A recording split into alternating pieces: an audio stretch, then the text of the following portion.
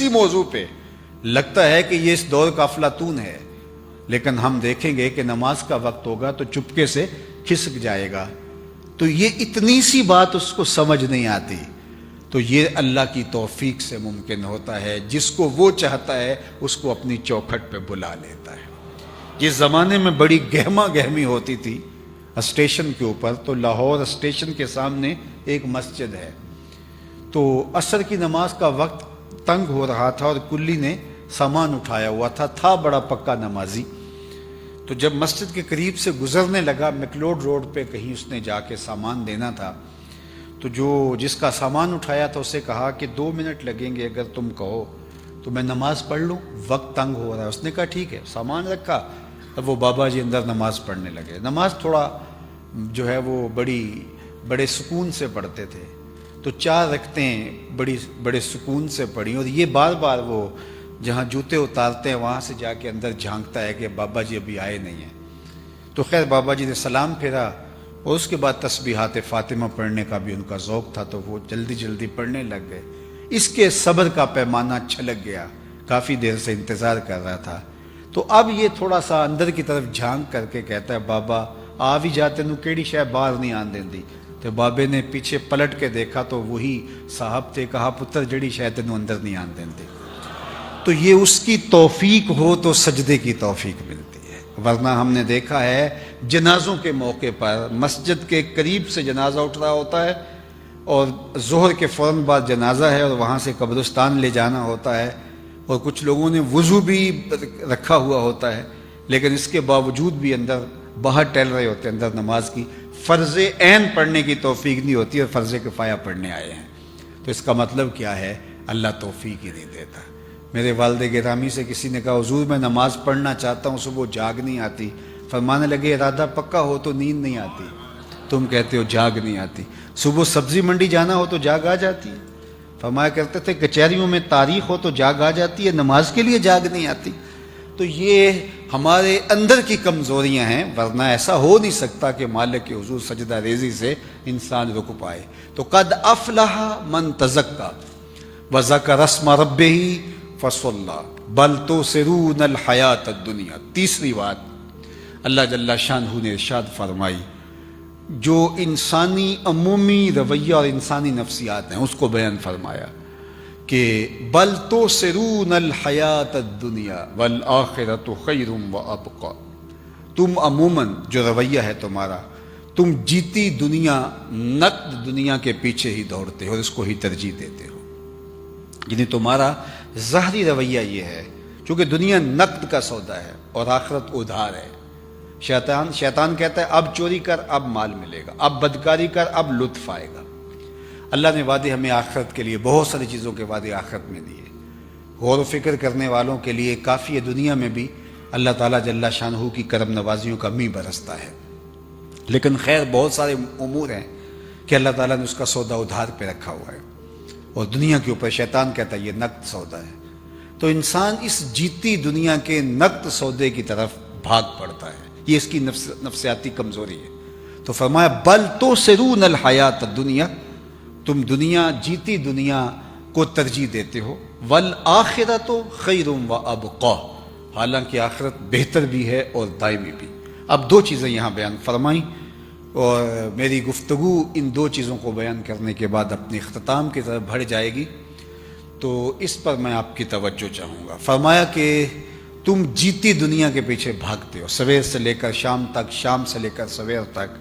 اپنی زندگی کی تگ و تاز دیکھ لو، کس طرح انسان سویر سے لے کر شام تک بھاگتا ہے، کتنی محنت کرتا ہے.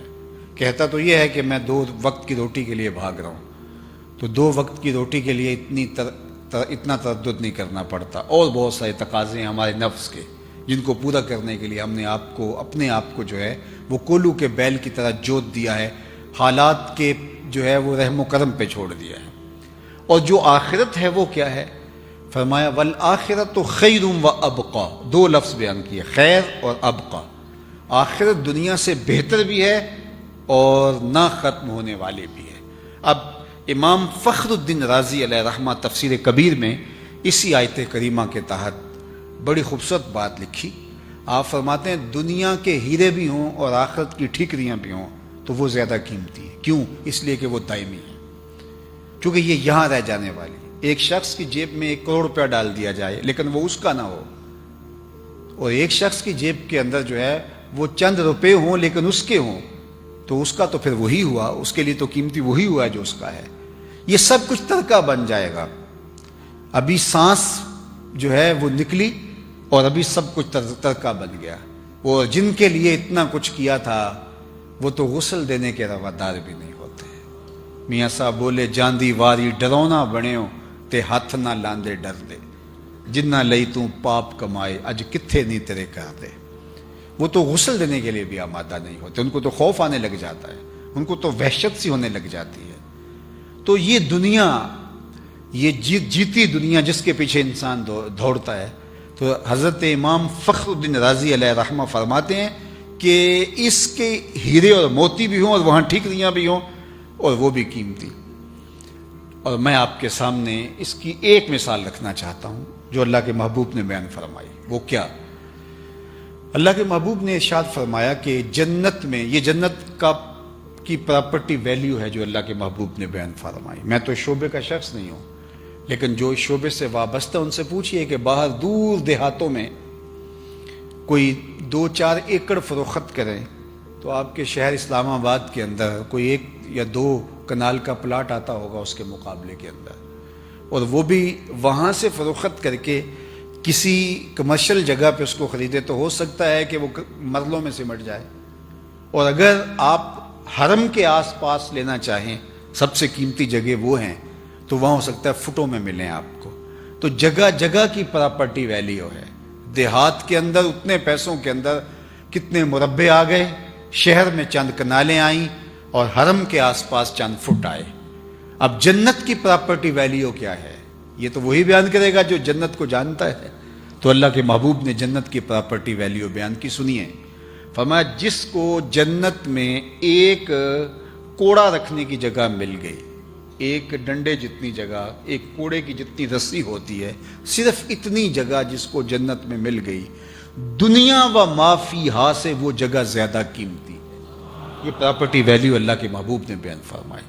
کوڑے جتنی جگہ اگر کسی کو مل گئی جنت میں، دنیا و ما فیہا، دنیا 7 بر اعظموں پہ پھیلی ہوئی دنیا کے اندر لوگوں کے پاس ذاتی سرمائے، مالیاتی اداروں کے پاس مال، پہاڑوں کی کوکھ میں چھپے ہوئے خزانے، صحراؤں میں، پہاڑوں میں، دریاؤں میں، سمندروں کی تہوں میں چھپے ہوئے قیمتی موتی.